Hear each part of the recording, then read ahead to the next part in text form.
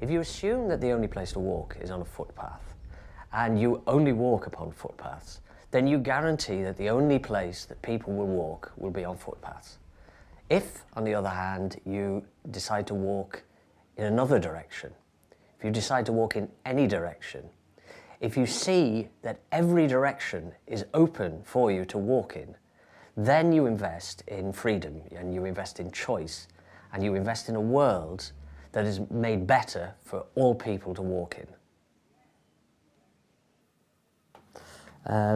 One of the theories about how we became bipedal is that it was in order to better display our genitalia.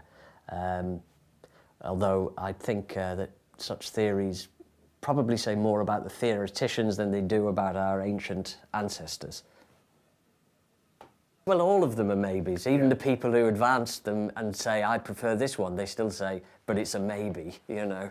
So, in fact, it's probably a confluence of all of these things, little bits coming together, having to use your hands and think about using your hands. That causes you to have to solve problems.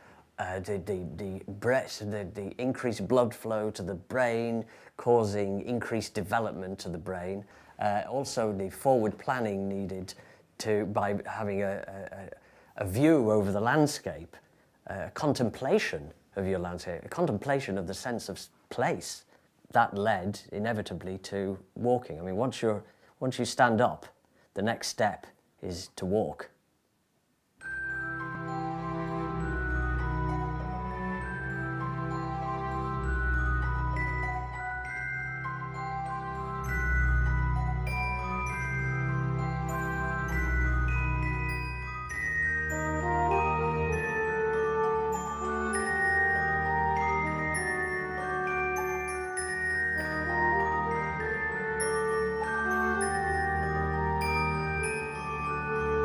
I'll introduce myself, pause, then go into the history of walking. Right.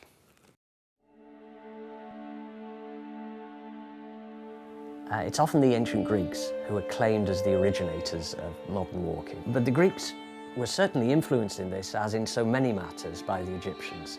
The Egyptians, arguably, derived much of their culture from a much more ancient race, and the knowledge of this culture now comes down to us largely through the realms of myth and legend. Well, the Parsifals,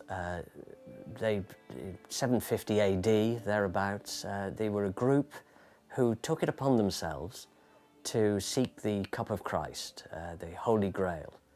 And I suppose what's interesting about them is that they relocated the site of the pilgrimage from a fixed object in the landscape, a fixed position, to a movable object. They would follow the signs from God of where the cup was, or where the Grail could be found, only to reach that point and find that the place itself was another sign to another place where the cup could be found.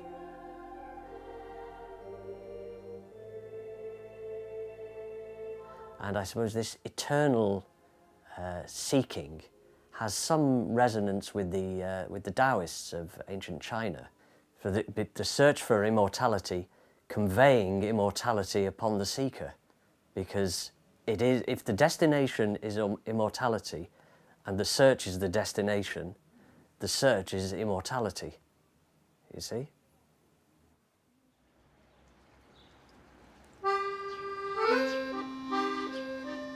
The idea of walking as we know it today is a relatively new one.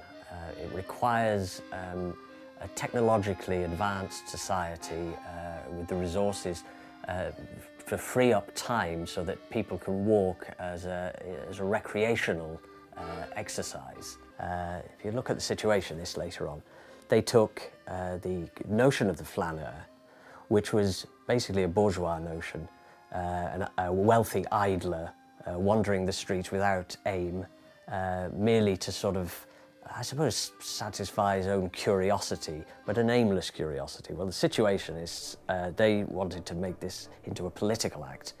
which they did by introducing certain parameters, setting a set of rules which would, by following them, would take you into places in the city that you wouldn't see otherwise. And of course the constraints would allow different maps to be made up, to be conjured, shall we say. So rather than it being a geographical map, you've now got a different map. It's a map of the mind, it's a map of cultural advances, of revolutionary movements, of artistic ideas, of sexual freedoms, of personal triumphs.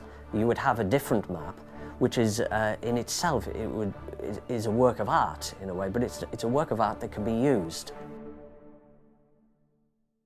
The walking revivalists, they were, I suppose, a reaction to the Situationists as well as inspired by them. They were inspired by this sort of radical new concepts of urban exploration, of psychogeography, the mixture of artistic endeavour and political act tied up in the walk, in walking.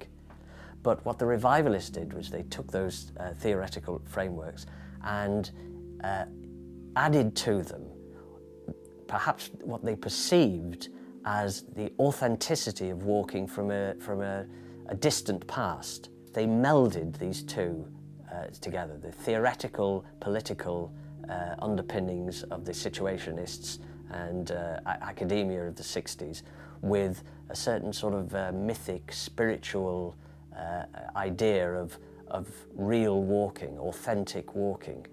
And that's what the 60s revivalists were seeking. They were by no means a homogeneous group. There were differences amongst them. Some were, as I say, more earthy, more earthbound, looking for the pathways and trying to feel the tread of the feet of the ancients. Others were more spiritual, sort of wanted to find the aura, the aura of the path, the way of the path.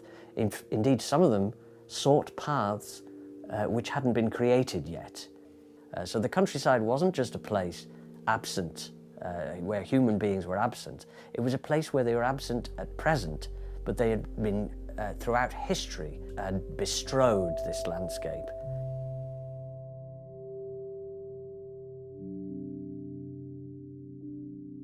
The residual effect of the 60s walking revival were felt right up to the 1980s. When Margaret Thatcher came to power and the Conservative government of the 1980s, there was an increase and an encouragement towards consumerism, commodification, privatisation. There was a deliberate attempt to decimate British industry, and indeed it was successful. The corollary effect of the decimation of British industry was that the sites upon which these industries stood, these factories existed, gradually fell into decay. It was into these spaces that had been created by the very government which the revivalists themselves were antipathetic to. It was into these spaces that they moved. They took ownership of them. They sought out new ways of walking throughout this deserted, somewhat apocalyptic landscape of the inner cities during the 1980s. These people inspired our generation to discover what walking could be. Foremost amongst those was Donald Finch, Jack Sprout, Jane Carter.